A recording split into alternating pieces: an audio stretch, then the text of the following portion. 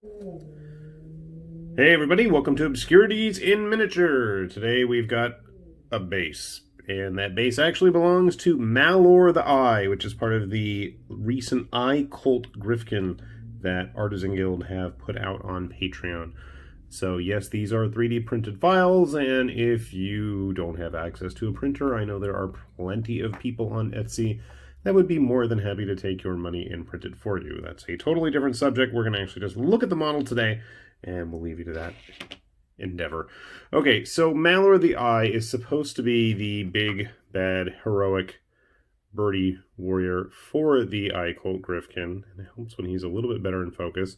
You can see here he is a modular model. He does have a space on his back that I had to kind of file away a little bit to make sure that everything fit in there correctly. He actually does stand pretty decently on his base. What size base is that? Looks to be about a 32 millimeter. Doesn't look big enough to be a 40. Let me see. Yeah, it's a little bit smaller than a 40. Maybe a 35? I don't know. It's a weird size. Anyway, he is modular. Actually, all of the Gryphkin are modular. Actually, all of Artisan Guild's models at this point, period, are modular. And there is all sorts of interesting stuff that you're going to be able to equip them with.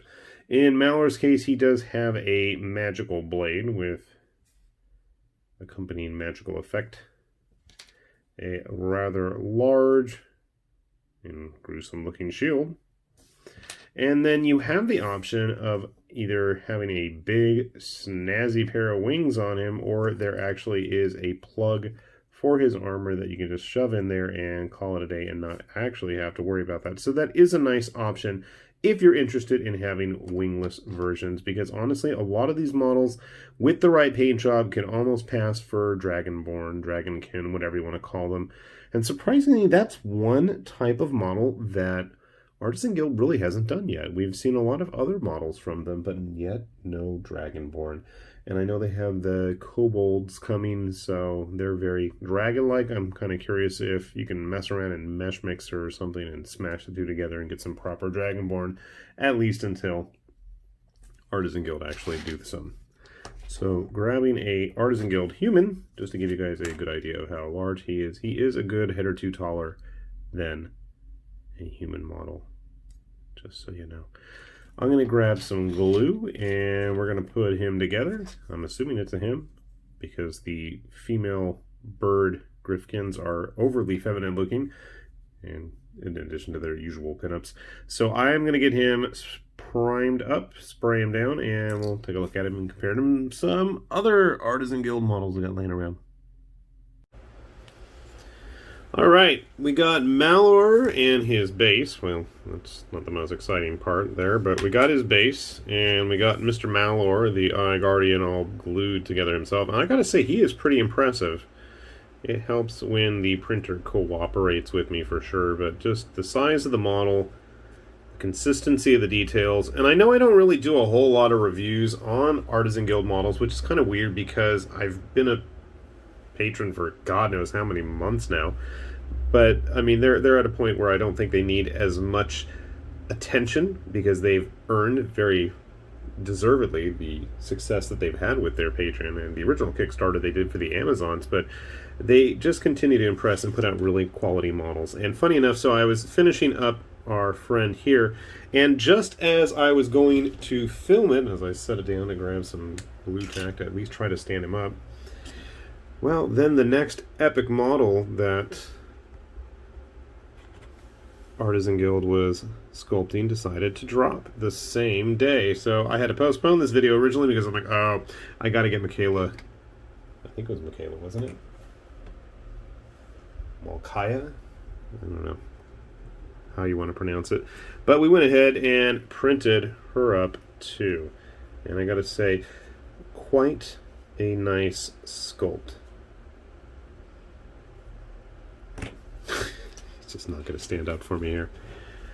Let's get them positioned where everybody can see them, perhaps.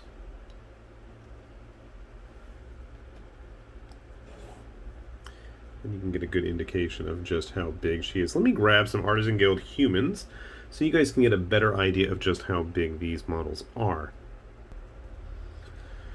Alright, so grab a couple of the Amazons. my favorite Amazon that Artisan Guild has done. And my second favorite one, if I can fit her on the screen. So you can see Malor here himself is quite a bit larger than the average human, and I'd say these both ladies are pretty average sized for Artisan Guild. I thought I had some of the Scourgeland Survivors hanging around. I do have one that got primed earlier, and I don't think I've ever bothered to show off. Who also doesn't want to go into focus here? If you want some kind of junky tech, desert dwelling, bug shell using armored dudes, they're an interesting lot themselves. So you can see here, again, very much a average sized human. But I really dig this model. I totally painted her up as Tyrus Flare from Golden Axe. But yeah, that's neither here nor there. So again, just interesting models, and it's curious and exciting to see that moving forward, Artisan Guild is going to be offering up, in addition to all of their big over-the-top heroes like this, all of their epic boss encounters like this, which are all modular, by the way. Everything on Malor himself is totally customizable with the other Gryphkin bird people that they released. I just didn't bother to print a bunch of stuff to show. And if you really want to get all funky and jiggy with it, you could totally modify most of the pieces here to actually fit with a lot of the earlier releases. Obviously, you're just going to have to shrink it down and get the right exact dimensions to make that work. And then you're going to have yourself all kinds of interesting weapons and things like that. And same with our epic boss, Makayla, if I'm even pronouncing it correctly, but I know she had like a bald demon head, she had a sword, I want to say there might have been a whip as well. It just works quite nicely. So, I don't think there's been a better time than to check out Artisan Guild stuff, especially moving forward. We have a whole release of nothing but Dragonborn type models to look forward to, which absolutely you can guarantee we'll be seeing here when the time comes.